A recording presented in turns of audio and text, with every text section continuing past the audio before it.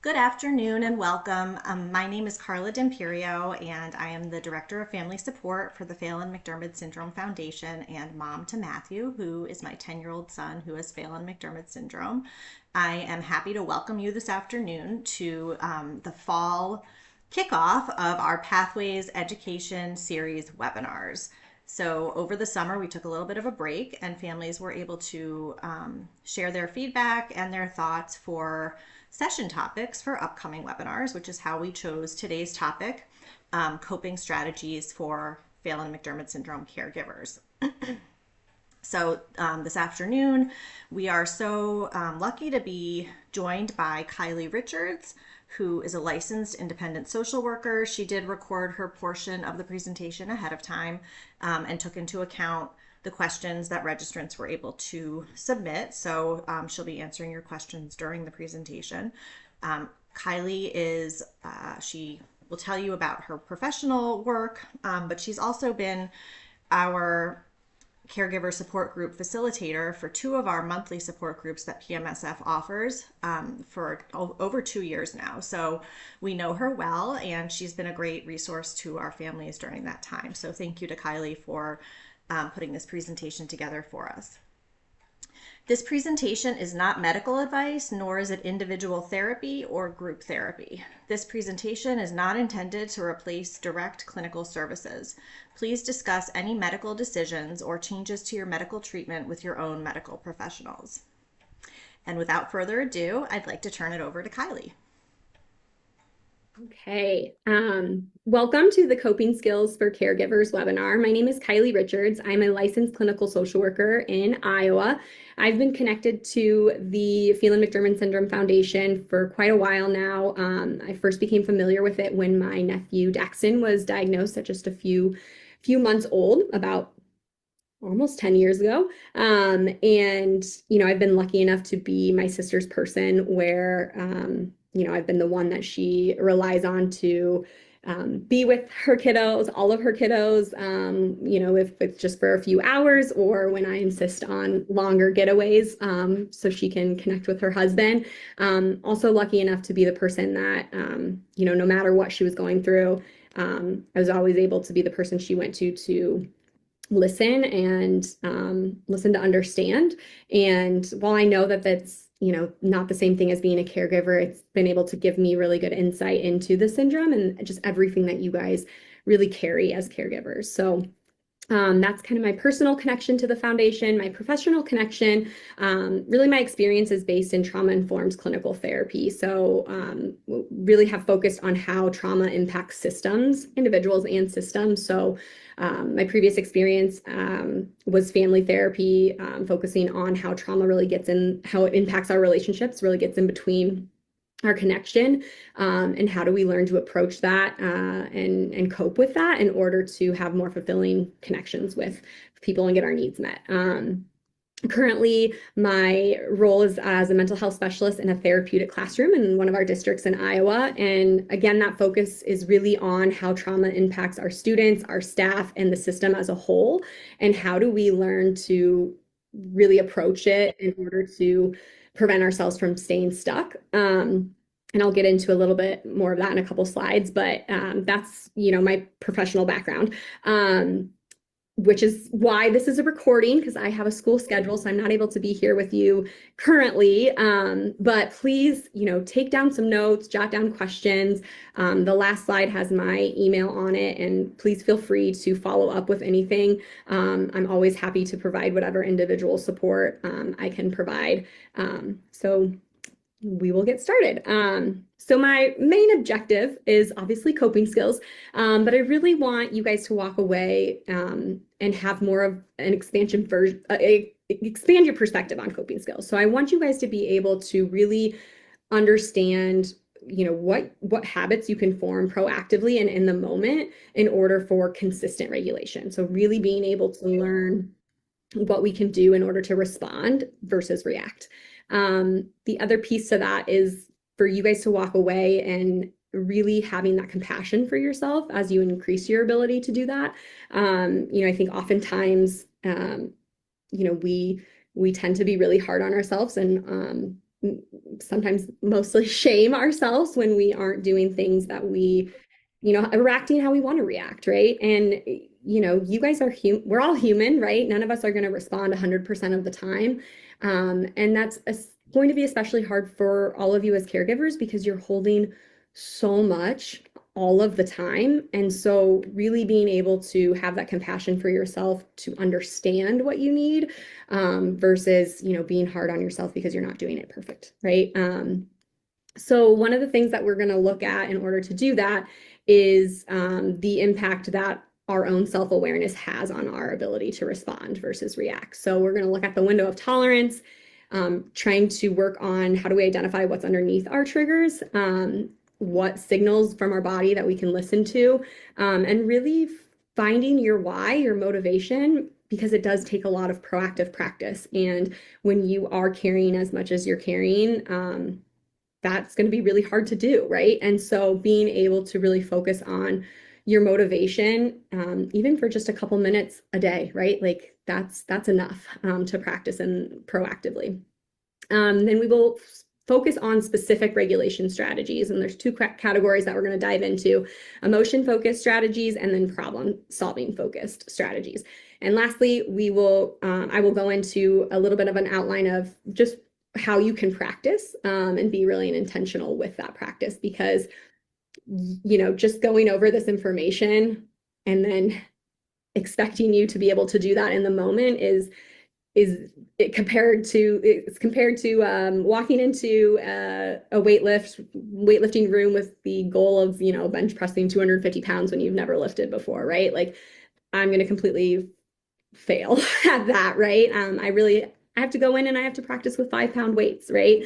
And that might seem like I'm not really doing anything, but ultimately it's training my brain and my body to form those habits and to create that success and being able to do that. So then when it comes to that moment where it counts, I'm going to be more able and more likely to respond in the way that I want. So there's a packet of handouts, and I want to be very clear. These handouts are just for you to use in whatever way that you find beneficial. I do not expect, people to be able to be going through these handouts and filling them out. I think sometimes that can be helpful if that's the way, it works for you, but really it's just kind of some guidance to just kind of help you start building that awareness, and being more thoughtful and intentional about that. But yes, please use those as you see fit, but we'll go through those as they come up. So we're going to go ahead and jump into the window of tolerance. So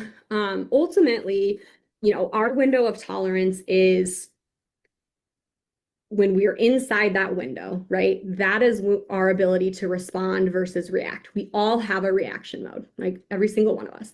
And ultimately, the goal is to find strategies both proactively and in the moment to be able to keep yourself inside that window. In the going back to that practice, ultimately, what we're doing when we start small and build up and increase that exposure is we're slowly starting to expand that window, right? When you've been through trauma, when you live in chronic stress, right, your window becomes very small. And so it's very easy, you might feel like you go into reaction mode 0 to 100 in the snap of a finger, right? Because your window is very small, right? So all of this practice, this building awareness, is what is going to slowly start to grow your window, and being able to stay in your window longer, right? And also being able to know when you're outside of your window. So I think oftentimes people think that there's just like that one reaction mode where we're kind of fight or flight, right? So that's hyper aroused, right? And that's when we go into like being extremely overwhelmed, very anxious. We react with that anger or aggression. It can look differently for other people too, but sometimes addiction, impulsivity, really kind of some of like obsessive behaviors, right? So I think about, a lot of times in my caregiver support group, we talk about like just, that immediate reaction of wanting to dive in and just learn anything and everything you can about the syndrome, and how that's kind of that reaction mode of being hyper aroused, to be able to get as much information as you possibly can, which can sometimes be helpful, right? But oftentimes can also just disconnect us more from from ourselves, from our relationships, and what we actually need.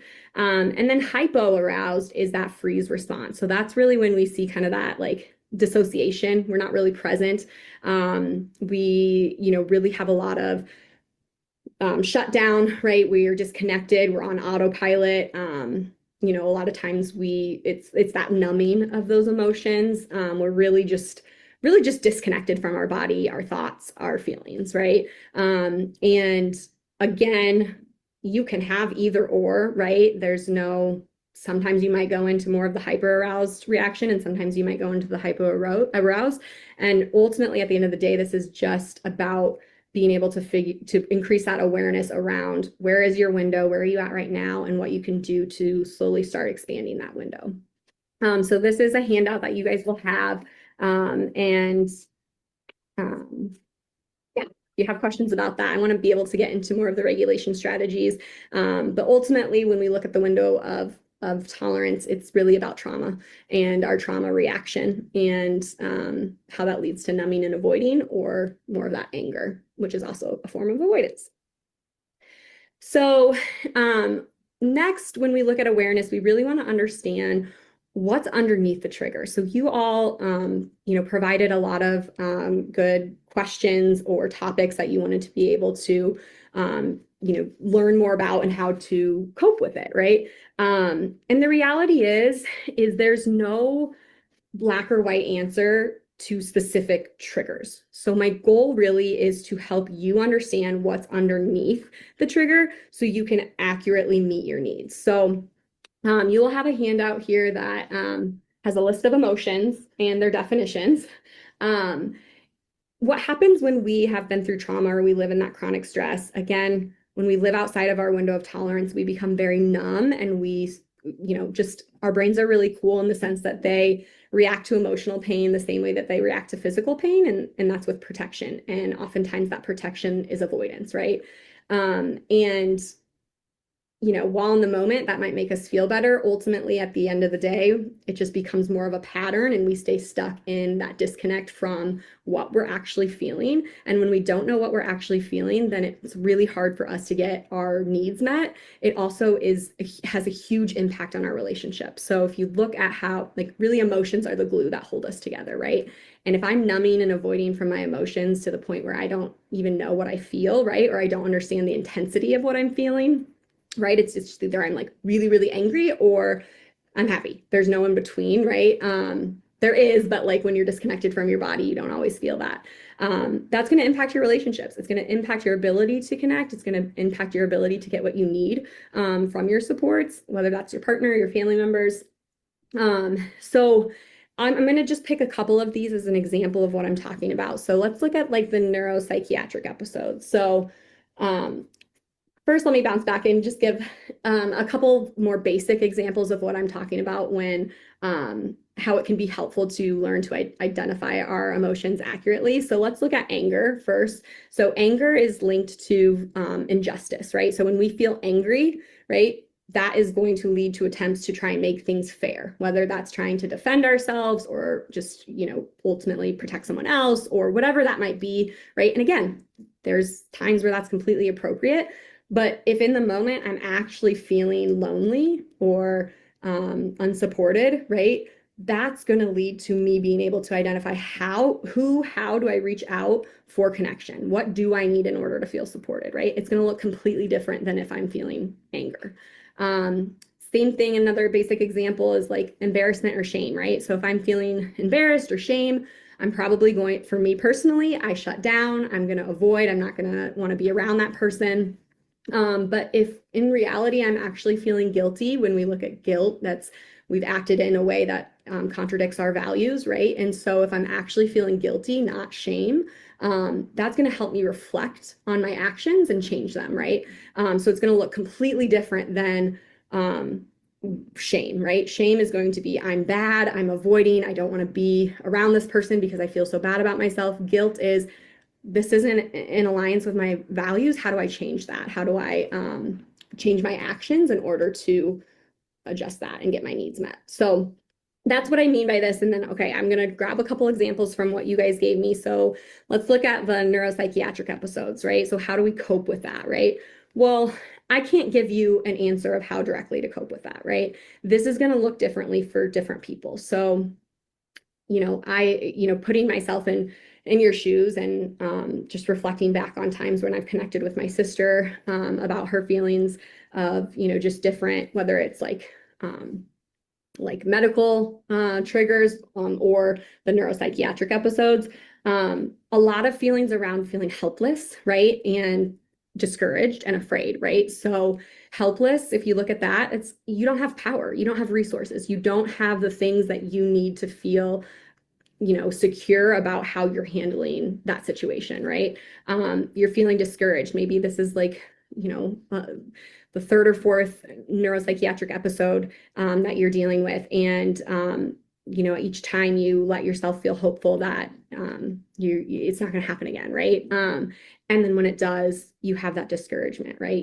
That's really that hopelessness feeling, and afraid and fear, right? So when you look at feeling helpless, that's going to lead to us looking at resources and who we can connect to that can help us maybe learn more about it, maybe learn like what we can do in those moments, right? Like medically or medication wise, right?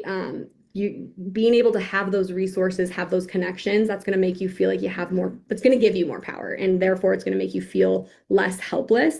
When we look at grief, right? Really what's underneath that is like needing our loss to be seen. And in our caregiver support group, we talk a lot about how grief, it happens initially when you get the diagnosis of Phelan-McDermid syndrome, right? And then it happens over and over and over again, right? And oftentimes when we don't feel like our grief is allowed or is seen by others, right? That's when it keeps us really stuck. And you know, if we look at the need that we have, right? Like I need to be able to connect with someone about this grief. I need to be seen. I need to be heard. I need to be validated, versus just, feeling angry. If you're feeling angry in a moment of, so we use the example of like meeting milestones or comparing your Phelan-McDermid kiddo to, a neurotypical kiddo, and the milestones that they're meeting, right? Like each time you see that a different milestone being reached, you might be triggered in your grief again and again and again, right? And um, you know, ultimately that probably comes out a lot of times as anger, right? But when we look at anger, that's linked to injustice. Yes, there is a level of like it's just not fair, right? That's 100% true. But that's also something that we have no control over, right? And so if we can allow ourselves to approach the grief that's likely underneath that, right? Then we can connect to the people that help our grief feel seen, right? Help us feel seen in our grief. Um, I look at someone put out the assuming competence, right? And how oftentimes that actually increases dysregulation when you assume competence. And I imagine that if I was in your shoes, I would probably have feelings coming up that are linked more to, insecurity, right? Am I failing as a parent? Have I done something wrong that, everybody's telling me to assume competence, but it's just not my experience right now, right? Then I might have more shame about myself, right? Versus and being critical versus really, maybe it's just maybe it is about grief, maybe it's about something else. So what's underneath that for you, that can actually lead to you connecting to what needs you have, right? And I look at the family dysregulation, one of the things that I work on so much with, whether it's, therapeutic family support or within the school, when one person is dysregulated, right, it's a domino effect, right? We feel it, like you don't even have to be yelling at a child, right, or reacting in anger for them to feel when you're dysregulated. And so, what I love about working in systems is that, even if you just focus on one individual in that system and you help with that regulation, building that regulation, you start to see a change in the whole system because you feed off of each other. And so my hope is that as we continue through this webinar, that you all can start to learn what your triggers are actually connected to and how do you approach that. versus avoid that. And again, avoid like some, there's a level of like have to, right? In order to survive, we can't approach these emotions all of the time and think that we're going to be able to be okay in this world, right? And keep moving forward and do the things that you know you need to do. So there is the level of protection in avoidance and dissociation, right? But being able to figure out that balance for you in order to approach it when you need, when you're able to, in order to be able to move forward and not stay stuck. So, um, yes, the other one I wrote down was just like the relational conflict. You know, I think a lot of times there can be so many different triggers that are actually so many different layers underneath that trigger of having conflict with someone in your family, whether that's your partner or another child. You know, a lot of times I see it being connected to not having enough positive connection with that person, right? Every interaction that we have is constantly negative, right? And you know, that's really hard, right? Like we are hardwired to have feelings of belonging and connectedness. And so when we're not having that, right, like we're going to have more conflict, right? Or feeling unappreciated, right? Like feeling like I'm doing so much and, you know, my person isn't, they don't even acknowledge it, right? Like they have no idea what I'm doing every day, what I'm dealing with every day. And I just need a break. I just need to be told that I see you, I see what all the work that you're doing, how hard this is. And, you know, I want to give you some time for you, right? So again, really being able to look at you as an individual, what your trigger is, and being able to approach what's underneath that. Um, so with that, we really have to learn how to listen to ourselves, right? And that can look like different things. So, you know, the first part is our body sensation. So again, when I talk about consistently living outside of our window of tolerance, we are so disconnected from our body. Um, you know, our body can send us so many early warning signs of when we need to take a break, right? And that's not to say that like this being able to take a break isn't necessarily going to solve whatever triggers in front of you, right? But it is going to allow you to approach it in a way that you know, you are able to think more clearly, you're able to stay more regulated, right? Which again impacts the other people around you. And so really just makes it a little bit lighter to be able to deal with whatever problems in front of you. But if we're not connected to our body, we're missing all of those signs and being able to slow it down. Um, our thoughts are huge indicators of what's going on for us. And one of the things about our thoughts is that well, one, they're so powerful. Our thoughts are so powerful and they can keep us so stuck. So I'm going to have you guys look at some like what natural emotions are versus manufactured emotions and how oftentimes our thoughts feed into these manufactured emotions. Okay. So what I mean by that is a natural emotion is grief and loss, right? That is a normal, grief is a normal thing that you're going to feel when you have a loss, right? It's very natural. If you then start to notice having thoughts around, I didn't do enough, right? That's going to create and lead to more manufactured emotions of shame, of I'm a failure, right? And what that does is it actually, one, it creates more distress and suffering. And two, it prevents you from being able to actually process and move through whatever natural emotion that you're having, right? And so our thoughts are just so powerful. And if we're not aware and we're not listening to them, then we're not going to know how they're impacting us and how they're probably creating a lot more suffering for us and keeping us stuck. So one of the handouts that you'll have, they're called thinking traps, and these are really more patterns of negative automatic thoughts that we can get really stuck in. They can really alter the way that we look at reality. And again, just create more of that suffering. So it can lead to more anxiety, more depression, more overall distress. A lot of what these thinking traps do, though, is they take away our ability to have an influence or control on the situations that we can have influence and control over. And so that's a handout that you'll have. You can kind of read through those. Again, really, this is about looking at and increasing your awareness so you can understand what's actually going on underneath the triggers, right? So if we go back to the example that I had for let's assuming competence, right? And let's say what's really underneath that trigger is I'm insecure and I'm feeling like I'm a failure. Like everybody, talks about this, and all the caregivers are, talking about assuming competence. And it's just ultimately when I think about that, I just get more angry. But really what's underneath that is because I'm questioning myself of, am I doing something wrong? Am I failing as a parent, right?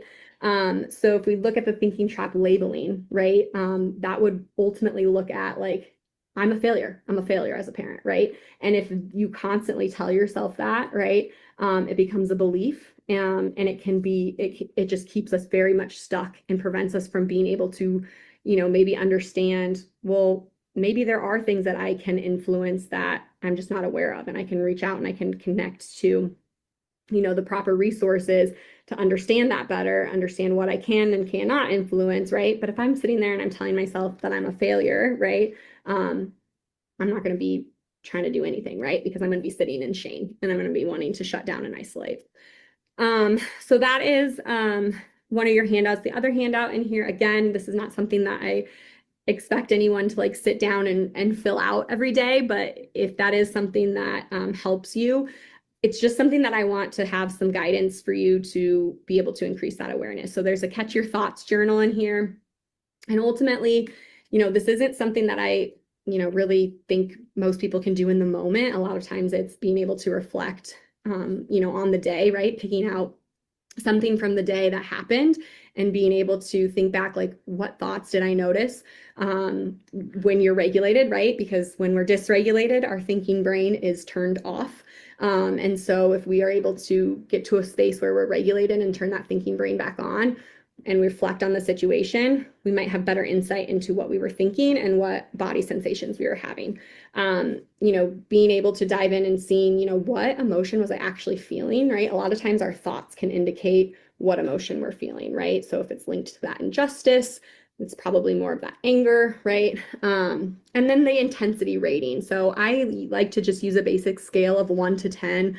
I think, again, when we live in that, trauma or, consistent stress, the intensity, it gets numb. And so you might think that you're going, from 1 to 10 in the snap of the fingers, but really your normal is an 8 right now because you haven't been able to process and you haven't been able to regulate, and you're stuck there, right? And so you're really going from an 8 to a 10, right? But if we can learn to listen to our body, understand, slow it down, right? Then we can kind of understand where we're at and start lowering that number in general. So that's the thought journal. If that's something that's helpful for you to reflect, whether you write it down or just reflect on it, that's in there for you. The other thing when we look at trauma is, when trauma is triggered, right? Our body is trying to keep us safe, right? And what our body is used to is like when we felt that emotion, at one point, right? Like let's say we had, Daxton had a lot of medical scares. And so, the first medical scare that was really severe, we thought we were going to lose him, right? And so that was a very traumatic situation for us. And, that fear really, that trauma really, impacted us the next time that he got sick, right? Our body was the thing that it remembered was that extreme trauma response that we had of like, this is the extreme, this is happening, we have to keep ourselves safe, right? And so can keep us stuck, right? And so being able to check in with ourselves and say, am I reacting to something that's happening right now, right? Maybe, it's sick with the cold, which can, be, can turn into something more extreme, right? But it's not the situation that we had a year ago that was really traumatic, right? And so being able to kind of help us get out and back into our window of tolerance, being able to check in and ask ourselves, am I reacting to something that's happening now or something that's happened in the past? And then also asking ourselves, is this an actual threat or is this a feeling I don't want to feel? Because you all know, like the reality is sometimes like it is an actual threat, right? Like there's you have to you have to react in this moment in order to keep, your baby safe, for you safe, whatever, whatever situation's coming up, like that might be an actual threat, right? If it's tied to this is a really hard emotion and I don't want to feel that right now, right? Like grief, probably one of the hardest emotions that we'll feel as humans. And it's a hard thing to sit in. And am I avoiding sitting in that right now, or is this an actual threat, right? So I look at like, potentially like comparison, or those meeting milestones that I talked about earlier, like, is that an actual threat, or is that, trigger of grief and reminding me of, the loss that I have with my child, right? Or the child that I caregive for, that I just don't want to feel because it's too hard. It's so hard right now, right? Or we're disconnected and we don't know that we're feeling it, right? So checking in with ourselves and asking us those questions can help us um, understand what's actually going on underneath us. So finding your motivation. So I talked about this earlier, is really being able to find your why, right? Like, why do you want to learn how to respond instead of react? What is your end goal? Resiliency, right? Our ability to bounce back after bumps, our ability to respond instead of react, right? Our ability to connect to our supports and ask for help, right? That's all resiliency. And resiliency is not easy. Building resiliency is not easy. It is not easy to be a resilient person. And it's uncomfortable, right? It's so uncomfortable to approach these feelings that literally trigger our brain to tell us that we're not safe, right? Is what's happening. But really being able to focus on your why and what is the motivation? Why is this so important for you, right? A lot of times on what comes up a lot on our caregiver support groups is, yeah, there's times where like our anxiety and our fear of the future, like we want to be, we want to be planful, we want to make sure we have a response plan, whatever might be going on, right? But how do we not let our fear of the future steal our joy from right now? Right. And so maybe that's your why, is I want to soak up this joy, right? And in order to do that, I have to approach the uncomfortable, because we cannot numb and avoid one side of the emotional spectrum without numbing and avoiding the other side. So we might be avoiding that loss, that grief that we're feeling. We're also numbing and avoiding that joy. And it's not intentional, but it's just how our body works. And so being able to really remind yourself and come back to that why is going to increase your ability to proactively practice. Okay. So we'll get into the regulation strategies now. So the regulation strategies, two categories. So the first category is emotion focus, and you guys will have a handout that breaks it down into emotion focused strategies and problem solving focused strategies. So I always use the term regulation strategies. I think coping skills can just automatically be a trigger and like make people roll their eyes, but really what we're doing is we're regulating our body and staying within our window of tolerance, right? And so that's what I will refer to these strategies as. So emotion-focused regulation strategies, what these do is they deactivate our sympathetic nervous system, right? Which is our fight or flight, right? What's putting us outside of our window of tolerance. And it activates your parasympathetic nervous system. So when we are, reacting with these very intense emotions, right? We have an increase in cortisol, the stress hormone, right? Well, if we are able to deep breathing is one of the best emotion focused regulation strategies you can do, right? It literally triggers our parasympathetic nervous system, which starts to reduce cortisol. It helps us see what we can control in the situation and what we can't control, right? And it gets us out of that fight or flight. I'm fighting for my life right now, when really that's not necessarily the case in that moment, right? So it gives us some control in the situations where there isn't a lot of control. So we'll break it down into some different categories. So we have the deep breathing. Again, that's really the big one that's going to activate that parasympathetic nervous system quickly. And then we have the cognitive distractions. Now, this is a really good coping skill for if you struggle with getting really fixated. So like those thinking traps we talked about earlier, like if we're really, really fixated on the injustice of something, right? That keeps us really, really stuck in our anger because we don't have any control over that, right? So cognitive distractions, our brains cannot focus on multiple things at once as much as you want to believe that you can multitask. Like it's just your brain's not able to. And so cognitive distractions ultimately force your brain into shifting from what you're fixating on to something else. And it's quick. It can happen really quickly.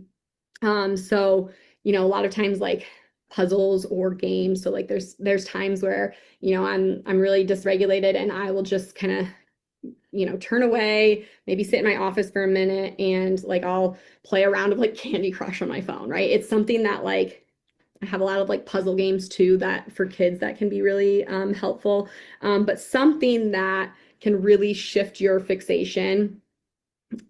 It's like magic with kids. Like when I give them like a search and find or these puzzle games or even like a puzzle in general, like just it's so fast to see like they're fixated and they're very rigid on this like thing that's not fair that we have no control over.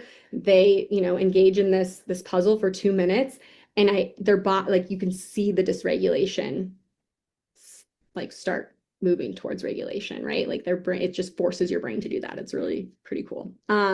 Physical emotional releases. So we, carry trauma in our bodies. We carry stress in our bodies. And being able to, and energy sometimes, maybe sometimes it's just energy. So being able to like safely get that release of emotion, trauma out of our body. So there's another handout in here that's specific emotion focused regulation strategies, and it goes into some more specific activities. So for releases, progressive muscle relaxation is a really good one because it's something that you can do anywhere. And it's not something that you have to like, there's a full progressive muscle relaxation is like going through your whole body, tightening muscles one at a time, and then releasing and like being really intentional about noticing the difference, with that release that you're giving yourself. But it's not something that you have to go through fully every time, right? Like a lot of times, like I'll just like do with my hands or I'll do my shoulders and I'll just because that's where I carry it. Like my shoulders are where I carry my trauma and stress. And so sometimes I'm just a simple stretch for a couple seconds, 10 seconds, and then a release, like just really helps reground me and get us out of that fight or flight. So self-soothing with our senses. So again, when we look at trauma, it takes us away from the present, right? We dissociate, or we react in anger. Both of those are avoiding what's in front of us right now. And so using our senses helps us come back to the now and get us out of that fight or flight response. Once we can like really get ourselves out of that intense emotion, we might be able to do more of the like deep breathing.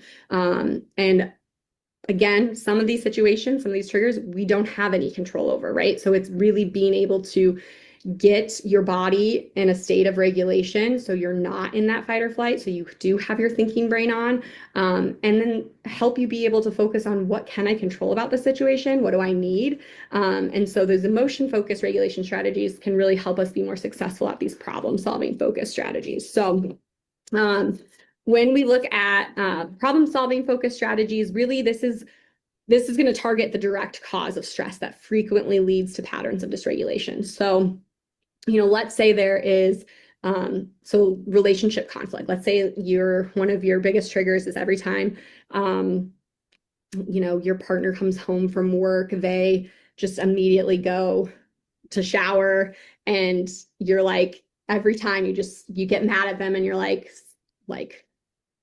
we can't connect, you can't give me a break, like whatever it might be, and that becomes that pattern, right? So then every time you hear the garage door, you automatically get dysregulated. Well, the root cause, right, of this pattern is either that lack of connection, that lack of appreciation, right? Maybe both. And so being able to focus on, okay, how can we increase this connection? How can he show me or she show me that he sees me, he sees everything I'm doing and he appreciates it, right? How can we get there, right? How can we target that? So then the next time you hear that garage door open, it's not immediate dysregulation. It's okay, here's our chance to try our brief connection. And when you come home from the day of like a high-low check-in of like, what was a positive, what was a negative from your day, right? So really being able to target the root cause. So Again, this helps you focus on areas that you do have influence and control over. It's going to reduce the intensity of the trigger later on when it inevitably happens. And so some specific skill examples for this. And I realize my handout that I have for you is not actually a circle, but it's the circle of control. And so this looks at what is outside of the circle. What are things that are outside of my control? I cannot control other actions. So if we use this example of the relationship conflict, at the end of the day, I cannot control if my partner comes in and does this check-in with me, right? Like I cannot control if they choose to go and avoid me and shower right away, right? But what I can control is my attempt to connect, right? My attempt to say, hey, let's do that check-in, right? I cannot control other people's opinions, right? So let's say the trigger that you're having is, heightened dysregulation with your kiddo in a grocery store, right? And they're screaming, hitting, having some more of those aggressive behaviors. We cannot control what other people in this world think, right? But what we can control is how do I respond to my child in that moment, right? How can I can control my ability to deep breathe and regulate, because if I'm dysregulated, there's 0% chance I'm regulating my kid, right? Dysregulated adult, never going to be able to regulate a dysregulated child, right? But if I can control my own regulation and my own attitude and my own connection, right? That's what I can control, right? And it is going to be able to give you a better chance at having more success in regulating in that moment, right? Versus if I continue to stay stuck and focused on other people's opinions that I have absolutely zero control over, that's going to keep me stuck. That's going to keep me more dysregulated. So this handout kind of goes through some different examples. The next one is information seeking. So, and please, I use the most basic example on here. I'm like rolling my eyes at myself for the example that I used. But it was just something that like first popped in my mind of like, how do I easily explain what information seeking is? So again, there are going to be times where you have a trigger that, potentially like, okay, so if I'm feeling helpless, right? If in that moment I'm triggered, I go to anger. This isn't fair. Yeah, it's not fair, right? But that leads to having zero control over the situation, right? If I'm feeling helpless and powerless, okay, I need resources. I need to know what I can influence, right? Information seeking is going to be a great tool for that, right? So what is the problem? So being able to specifically identify like, the problem is the neuropsychiatric episode, right? Is the pacing, the not sleeping. That's the specific problem that I'm concerned about in those episodes, right? What information do I need in order to be able to kind of research, right? Like, do I need to research some specific medication? Do I need to research specific doctors or providers, right? Being able to identify what information you need and what is missing in order to give you more power. Identifying where can I get that information, right? Who could help me in that situation? What information did you find? And then, the 5, 6, and 7, like they're not super essential, right? So like identifying the problem, identifying what information you still need, where you can get that information, who can help you. Those are going to be, that's really the bulk of information seeking. But, potentially being able to identify, there's more resources that I need to explore in order to feel like that actually can respond in a way that, is accurate, is helpful. And then the last step goes into another problem solving focused strategy, which is a to-do list, right? So being able to break down, when our brain is looking at a problem that just feels really big, right? It's going to shut down. It's going to be less likely to actually make steps forward and approaching that problem. But if we can break it down into steps, right, then that's going to feel way more achievable, right? Way less overwhelming. And it's going to make you feel more successful, right? And more powerful and not as helpless if you have specific steps that you can achieve. The last handout for the regulation section is just considering your surroundings. So again, this is going to go into being able to increase that awareness, right? So it's going to be really important to be mindful about what strategies you can use in different situations, right? So deep breathing is going to be probably a strategy you can use anywhere, anytime. It can be really helpful if you can, practice it proactively. but being prepared that like, if I'm in the grocery store with, behaviors, I'm not going to be able to sit there and do information seeking and make a to-do list, right? Like that's completely unrealistic. I need to ask so-and-so about this behavior, how I can respond, what they're doing in ABA, blah, blah, blah, right? Not realistic, right? But I can deep breathe, right? If I'm in the car with a screaming child, one of my go-tos in the car is deep breathing, but then I'll also put on some calming. I just search an EMDR playlist, which is just really calming music that helps activate both sides of our brain to get us out of like the really emotional reaction to be able to kind of trigger our thinking brain a bit. So if I'm in the car with a screaming child, like that's going to be my go-to. I'm probably not going to close my eyes and do mindfulness activity of visualizing some place relaxing, right? Like that's not safe, right? So just being mindful of different situations that are patterns of triggers for you and what strategies you could be able to use in those situations.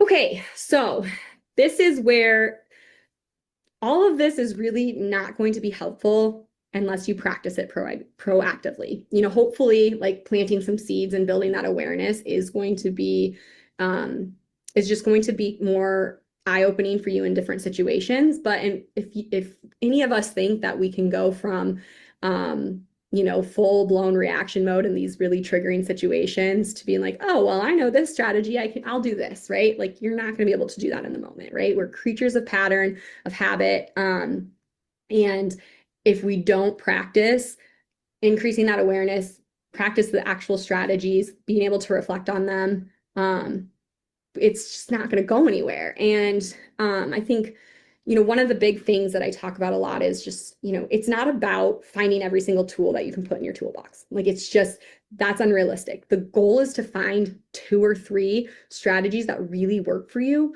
that can be your go-to and that you can hone in and continue to practice, right? Like I'm not going to encourage people to, continue trying to use a regulation strategy that does nothing for them. Maybe it escalates them more, right? So being really mindful, I think a lot of the things that I heard, with questions and like the triggers that some of you guys identified, a lot of it's going to be in the moment. Like, how do I not react in this anger? How do I not fuel the fire? How do I not, just go into that full-blown trauma response?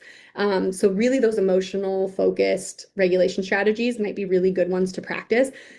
And so picking one, just one, that you're like, I think this could be a good fit for me. I just want to try, square breathing, right? So, I'm going to just like make a square, right? So square breathing is I'm going to inhale for 4 seconds, exhale for 4, inhale for 4, exhale for 4, right?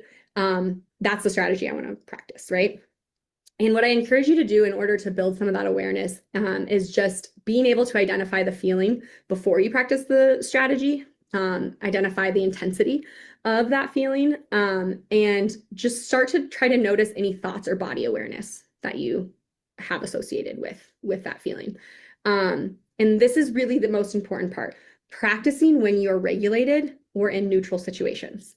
So being able to, you're never going to be able to identify, I shouldn't say never, but like it's going to be so much more difficult to, I'm going to identify this feeling, the intensity, my thoughts when I'm at a full-blown 10. I'm reacting, right? Like that's just all of this is going to go out the window. So really being able to practice proactively, and this doesn't have to be a lot. Like, so this is where this compassion is going to come in. Like maybe it's like setting your alarm for 2 minutes earlier and it's practicing that square breathing, right? It's checking in with yourself, practicing it, seeing, the difference before and after, right? And because then the next step after the practice is really being able to kind of reflect, identify the feeling, what intensity I'm at, and any thoughts or body awareness. I don't want you guys to go into this thinking that your goal needs to be to change the emotion or the level of intensity. It's okay if the emotion doesn't change. It's okay if the intensity doesn't change. Really, the goal of this practice is to get you to be in touch with that and have that awareness around what you're feeling those warning signs, right? And then being able to reflect, what did you like about it, right? Like, what did you, maybe it was a really easy one for you to be able to do the square breathing in the morning, right? Like maybe that's just a really easy time for you to practice. What did you not like about it, right? Well, maybe you didn't like that, you know, I don't know, maybe there's something you don't like about the square breathing, and can you modify it to make it work better for you, right?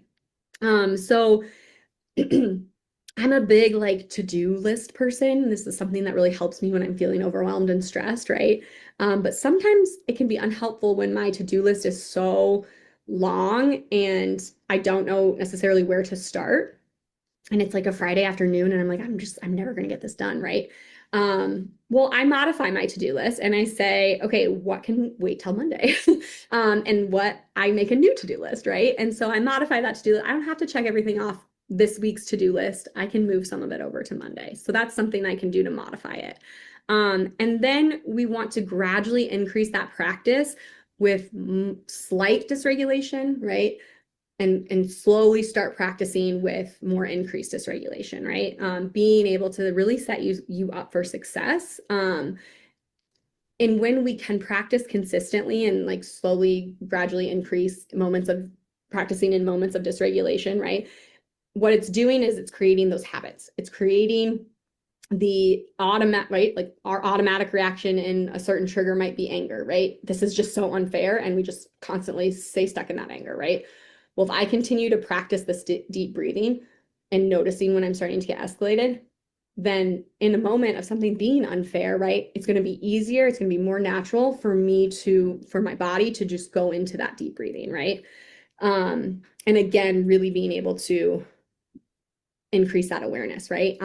It's amazing how much being able to accurately identify what you're feeling can change the intensity of it and how long it lasts for. So also, again, there is absolutely no pressure, but there's a practice journal in your handouts as well. And again, it just is, that brief check-in before, what strategy did you use, brief check-in after, what you like, what you didn't like, reflect on that, and then if it can be modified. What I'm going to say, encourage you to do though, is when you pick a strategy, try to stick with it for a week, at least a week, right? Because you might not like it at first, right? But that's because it's different and it's uncomfortable, right? And so being able to consistently practice it will really give you a better idea if it's something that actually works for you, or if, it's not working for you and it's tied to this reason, not necessarily because it's just uncomfortable, if that makes sense. So, I might practice a strategy one day and I'm like, ultimately it's just uncomfortable because I'm not used to it. It's different, right? Any change is going to bring discomfort. But I'm like, oh, I just don't like it. It doesn't work for me. It's not helpful. Actually, like makes me more anxious, right? But maybe on day 4, I'm like, okay, I'm getting used to this difference, right? This is a different skill I'm trying. I'm getting used to it. And I'm actually noticing that, there are some things that I like about it. I might need to tweak some things, but there are some things that seem to be helpful. So yes, there's that practice journal. Wrap up really quick because I know I'm just about out of time. So here are some additional resources. I know there was a couple things that people put out there in terms of resources, right? Like if I'm isolated, if I don't have the support, right? Where can I turn? So the foundation is always an excellent place to start. Carla is truly amazing with her family support and what she can help connect with, right? The other thing is support groups. If you don't know, we and Carla can talk more about this, but we have 3 different mental health support groups for caregivers. So there's the neuropsychiatric support group, like being able to join that and be around people who know exactly what you are going through, right? And being seen, being heard, being validated, and then also maybe coming up with some ideas of things that might help you. Sometimes just not feeling alone and just being seen helps tremendously. There is a grief and loss support group, and then there's a general caregiver support group that we put on monthly. So there's general mental health support. I recommend connecting and getting established with a primary care doctor. They can help with referrals or connect you to a mental health provider.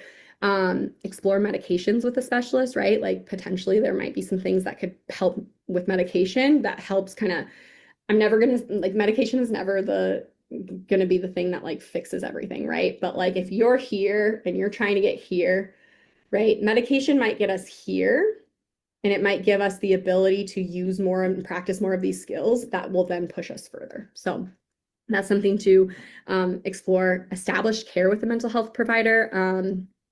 Being able to know that it's okay to bounce around until you find someone that you feel safe and connected with. There's a support resources handout just specific to mental health. And then if you do have any, I know I'm kind of rushing through this that I didn't realize I was so short on time. But if you have follow-up questions or thoughts or want to talk more about some of this stuff, or you want to just kind of gain some idea and, you know, how do I establish a mental health provider? Because the system can be hard to navigate. Please reach out. This is my email. We can set up a time to talk. But yes, I hope this was helpful. I'm sorry to kind of rush through the end, but yes, please reach out. And hopefully we'll see you on some of our caregiver support groups. So, all right. Okay. Well, we're just about at time, but I'm so grateful for Kiley to have recorded that presentation for us. I think she has just a ton of excellent strategies to share the handouts. I'm going to share the recording and the session slides with you all probably tomorrow, as well as anyone who registered for the webinar today. And I also real quick wanted to share our upcoming pathways topics for the rest of the year. October, we're doing promoting overall health and Phelan-McDermid syndrome. November is nutrition and Phelan-McDermid syndrome. And then December, we're going to be doing a tour of our newest resources to share with you all. All our webinars are recorded, so if you can't make it, be sure to register anyway, and you'll get the recording sent out to you. Okay, so that kind of brings us to the end. If you have any questions, if you need any kind of support from me, you're welcome to email me at Carla, C-A-R-L-A, at pmsf.org, and look for that recording, slides, and all the handouts coming your way probably sometime tomorrow. Thanks so much for joining. I hope you have a great day.